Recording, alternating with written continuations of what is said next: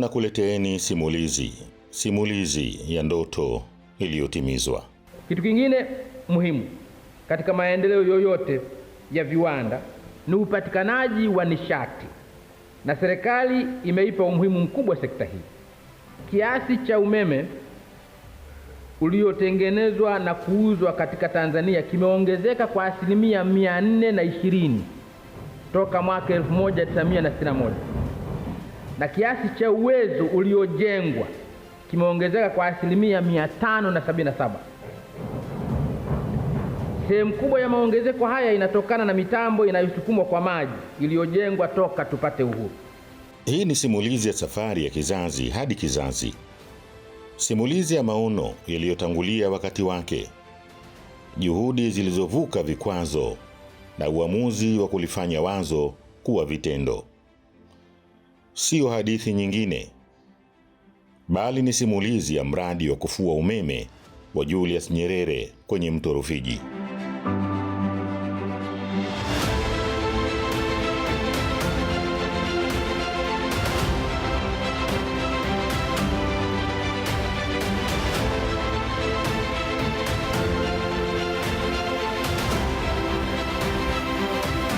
Ni mradi unaobeba jina la baba wa taifa Mwalimu Julius Kambarage Nyerere.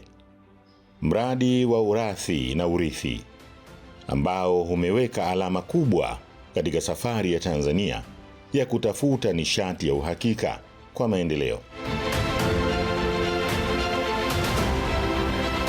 Kutoka kwenye ndoto ya kutumia rasilimali za maji ya Rufiji hadi kwenye mitambo inayobadilisha nguvu ya maji kuwa umeme. Hii si hadithi ya mradi wa kufua umeme wa Julius Nyerere pekee, bali ni simulizi ya Tanzania kuthubutu, kuamini, kuamua na hatimaye kutimiza maono.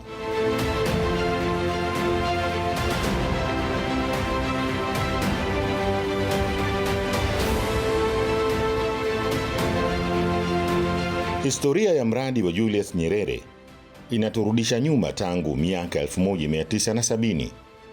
Tanzania ilipoanza kutafiti kwa kina uwezo wa mto Rufiji kuzalisha umeme mkubwa kupitia eneo la Stiglas Gorge.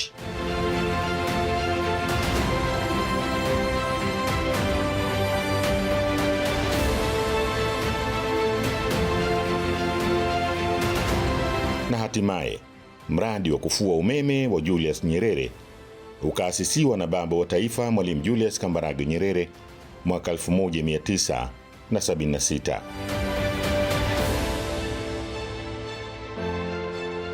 Awali mradi ulilenga kuzalisha megawati 800 tu kwa gharama za shilingi bilioni 2.5 kwa mahitaji ya kipindi kile.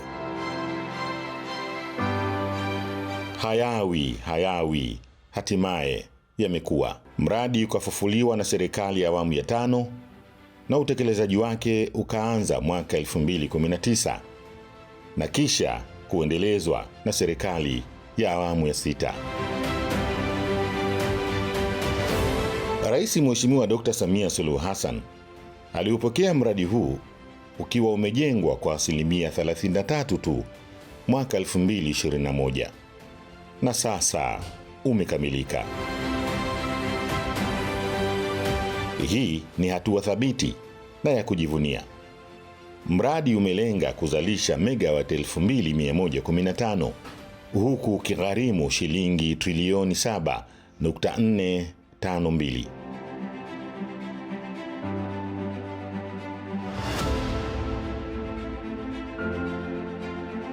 Baada ya kusubiri kwa miongo kadhaa, wazo la ujenzi wa mradi wa kufua umeme wa Julius Nyerere lilifufuliwa kwa nguvu na ujenzi ulianza rasmi tarehe 15 Juni mwaka 2019.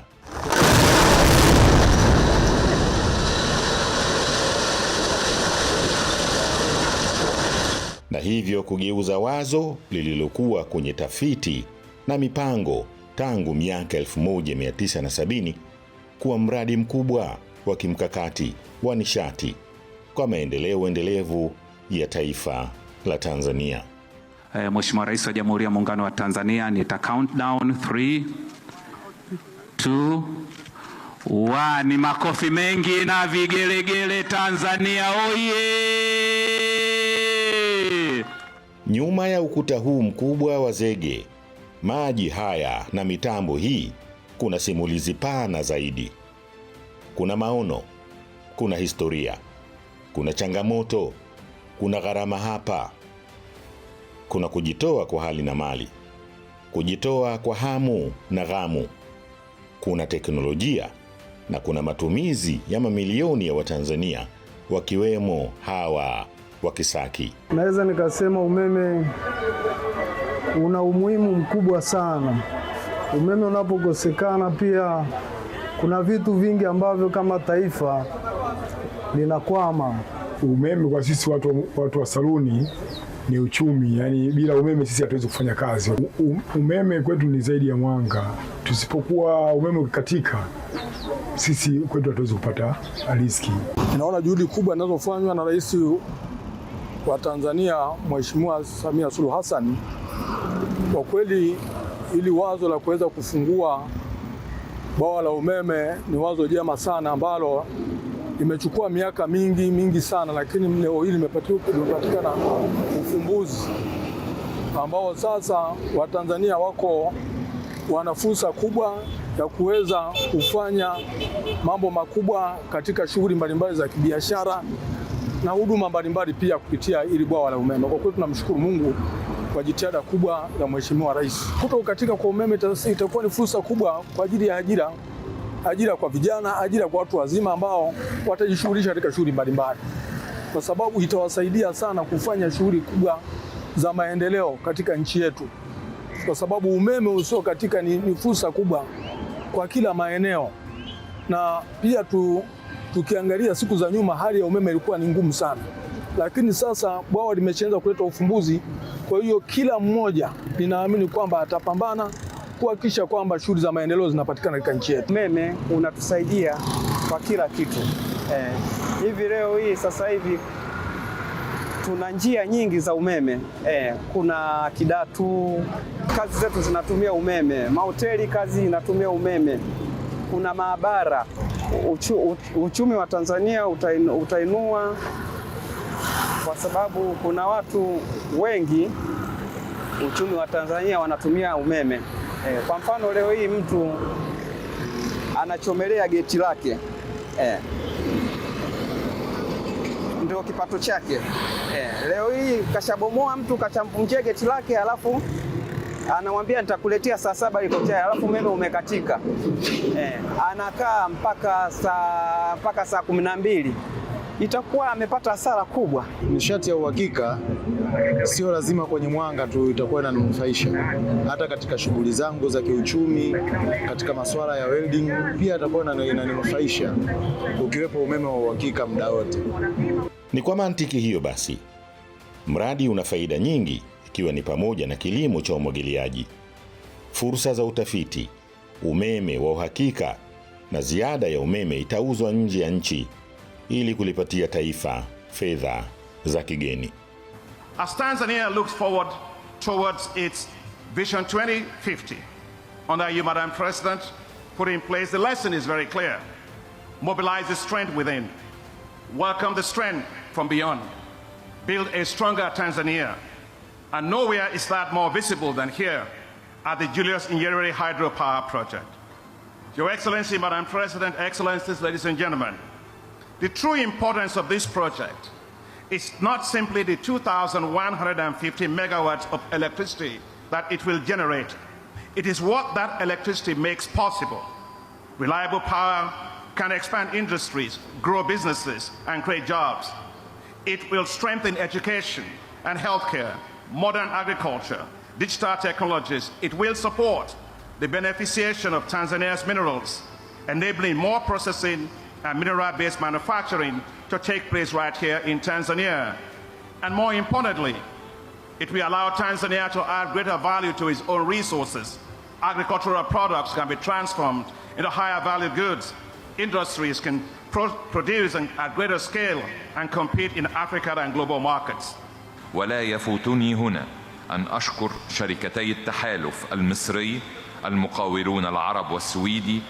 na katika hili ametambua mchango wa kampuni za Misri, yani Arab Contractors na Elseved Electric katika utekelezaji wa mradi huu. Amesisitiza kuwa miundombinu hii ya nishati ni ishara ya uhusiano imara na unaoendelea kukua kati ya Tanzania na Misri, na kueleza utayari wa nchi yake kuendelea kupanua ushirikiano huo katika maeneo mengine mbalimbali ikiwemo biashara, uwekezaji, ujenzi wa miundombinu, usafirishaji, kilimo, uvuvi na nishati. Faida nyingine za mradi wa kufua umeme wa Julius Nyerere ni ajira kwa Watanzania, hususan walioshiriki kwenye ujenzi na waliotoa huduma mbalimbali kama vile wazalishaji wa bidhaa viwandani, wauzaji wa vifaa vya ujenzi, mafuta, vyakula na huduma nyingine zilizohitajika. Mradi wa bwawa hilo la 70 kwa ukubwa duniani na la 4 kwa ukubwa Afrika na la kwanza kwa Afrika Mashariki na Kati utaondoa mgao wa umeme, utaimarisha upatikanaji wa umeme vijijini na kutoa huduma ya umeme wa uhakika. Ili kuhakikisha kwamba uwezo huu wa uzalishaji unaendana na uwezo wa kusafirisha umeme, serikali imeendelea kutekeleza miradi ya miundombinu ya usafirishaji inayohusiana na mradi huu moja kwa moja. Tukiwa pale Switchyard, Mheshimiwa Rais, tulikuonyesha line ambazo zinatoka hapa za kilovolti 400 kuelekea Chalinze. Na ni majuzi tu Mheshimiwa Rais tumekamilisha mradi wa kilovolti wa msongo wa kilovolti 400 wa kutoka Chalinze kuelekea Dodoma. Na hivi sasa umeme unaotoka Julius Nyerere unafika Dodoma kwa uhakika kabisa. Na hii imepelekea Mheshimiwa Rais, ni wiki iliyopita tu kiwango cha juu cha matumizi ya umeme katika nchi yetu ilikuwa ni megawati 2130. Lakini mara baada ya kuwasha tu laini ile ya Chalinze Dodoma, ndio tumefikia sasa kiwango cha juu cha megawati 2280. Hii ni ndani ya siku 3 tu. Tunavyoona Mheshimiwa Rais, kwa sababu kuna mradi mkubwa unaoendelea vile vile wa ujenzi wa laini ya kutoka Chalinze kwenda Mkuranga Kinyerezi, na tunatarajia kuanza ujenzi wa laini ile muda si mrefu, na laini ile itapokamilika Mheshimiwa Rais, tunatarajia kufikia kiwango cha juu cha matumizi ya megawati 2500 katika taifa letu kwenye uzalishaji. Serikali imeeleza kuwa bwawa la Nyerere linatarajiwa pia kuchochea matumizi ya nishati safi ya kupikia, sambamba na juhudi za kupunguza utegemezi wa kuni na mkaa. Itakumbukwa kuwa Tanzania ni kinara wa kampeni ya matumizi ya nishati safi, kampeni zilizoasisiwa na kusimamiwa kikamilifu na Mheshimiwa Rais Dr. Samia Suluhu Hassan. Kituo hiki kinachangia nusu ya umeme unaotumika nchini hivi sasa. Ongezeko hili limesaidia kuondoa kadhia iliyokuwepo ya kukatika kwa umeme mara kwa mara na kusababisha usumbufu kwenye uzalishaji viwandani, utoaji wa huduma ikiwemo mahospitalini na hata matumizi majumbani. Megawati zinazozalishwa na kituo hiki zimeongeza uwezo wetu wa kuzalisha na kuwa na akiba ya kutosha ya umeme. Hivyo basi, tuna imani kwamba mradi huu utaongeza fursa za biashara, uwekezaji, uzalishaji, kutengeneza ajira na kuongeza kipato cha mtu mmoja mmoja na pato la taifa kwa ujumla. Hivyo natoa wito kwa wananchi kuchangamkia fursa zitokanazo na mradi huu. Dira ya Taifa ya Maendeleo mwaka 2050 inasomeka katika ukurasa wa 51 na 52, kipengele cha 5.2 kuwa, na hapa ninanukuu, upatikanaji wa nishati ya uhakika ni kichocheo kikubwa cha ukuaji wa uchumi na maendeleo ya kijamii. Umuhimu wa nishati unajidhihirisha kuanzia matumizi ya kila siku manyumbani na ofisini hadi katika sekta za viwanda na mifumo ya usafirishaji. Nishati ina mchango mkubwa kwenye kuboresha viwango vya maisha na kuinua ustawi wa jamii, na hivyo kuleta maendeleo endelevu kwa taifa. Tafiti zinaonyesha kuwa umeme ni nyenzo muhimu katika kuwatoa watu katika umasikini, sambamba na elimu na kiwango stahamilivu cha ongezeko la idadi ya watu. Mwisho wa kunukuu. Tanzania imepiga hatua kwenye sekta ya nishati, ambapo matumizi ya nishati ya umeme kwa kila mtu yameongezeka kufikia wastani wa 170 kilowatt na yanatarajiwa kuongezeka na kufikia 1000 kilowatt ifikapo mwaka 2050. Pamoja na uwekezaji mkubwa tunaofanya katika ujenzi wa njia kuu za kusafirishia umeme, serikali imeendelea kupanua wigo wa upatikanaji wa huduma ya umeme kwa wananchi kote nchini.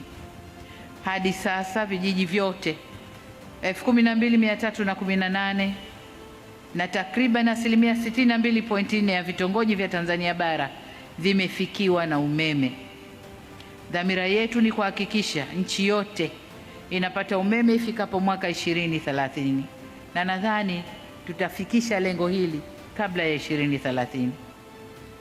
Sasa ndugu zangu, tutakapokamilisha kazi hiyo na tunavyoendelea kuvutia uwekezaji ndani ya Tanzania, mahitaji ya umeme yanaongezeka kuwa makubwa.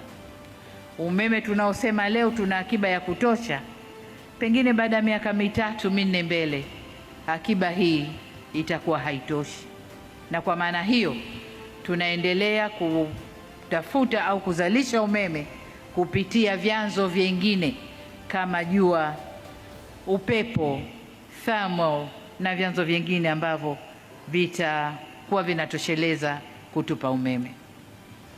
Lakini mahitaji haya,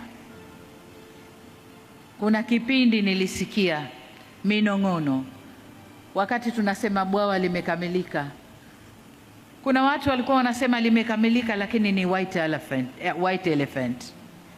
Nilijitembo jeupe limelala halina kazi, kwamba hakuna matumizi kwa sababu hakuna njia kuu za kusafirishia umeme. Sasa ujenzi wa njia kuu ni kama nilivyoeleza, unaendelea kwa kasi kubwa, na mradi huu ni mradi wa manufaa makubwa kwa taifa na sio white elephant. Hakuna ubishi kuwa upatikanaji wa umeme wa uhakika kutoka bwawa la Mwalimu Nyerere ndiko kulikosababisha kuanza kwa usafiri wa reli ya kisasa ya SGR. Hapa umeme umekuwa chachu ya kuleta mageuzi makubwa katika sekta ya usafiri na usafirishaji. Dira ya Taifa ya Maendeleo inaendelea kubainisha kuhusu nishati kuwa Tanzania inatarajia kuwa na mfumo bora wa nishati safi, uliostahamilivu, wenye ufanisi wa kuaminika na gharama nafuu, miundombinu thabiti ya nishati inayochochea maendeleo ya viwanda na ustawi wa kiuchumi na kijamii, na kuwa ni taifa linalozalisha nishati ya kutosha kukidhi mahitaji ya ndani, huku ikijipambanua kuwa moja ya wazalishaji wakuu wa nishati katika ukanda wa Mashariki na Kusini mwa Afrika. Niseme kwamba mradi huu umethibitisha uwezo wetu Tanzania, hivyo uwe chachu ya kusukuma miradi mingine ya kimkakati ili tuweze kujenga taifa thabiti na linalojitegemea. Na hapa naomba nisisitize jambo moja ambalo kila ninapopata fursa ya kuongea na wananchi huwa nalisema, nalo ni amani, utulivu na usalama wa taifa letu. Tunu hizi hazipaswi kutelekezwa au kutekelezwa na vyombo vya ulinzi na usalama peke yao, bali ni wajibu wetu sote. Niwaombeni sana ndugu zangu, tuendelee kuzilinda tunu hizi kwa kuwa ndio msingi wa maendeleo na ustawi wa taifa letu. Bila ya amani, utulivu na usalama ndani ya nchi yetu, tunayoyaona na kuyafurahia hayatakuwepo. Katika ilani ya CCM mwaka 2025-2030, hususan ukurasa wa 9 na 46, inabainisha kuhusu azma ya kufikiwa kwa uzalishaji wa uhakika wa nishati ya umeme, mafuta na gesi wenye kukidhi mahitaji.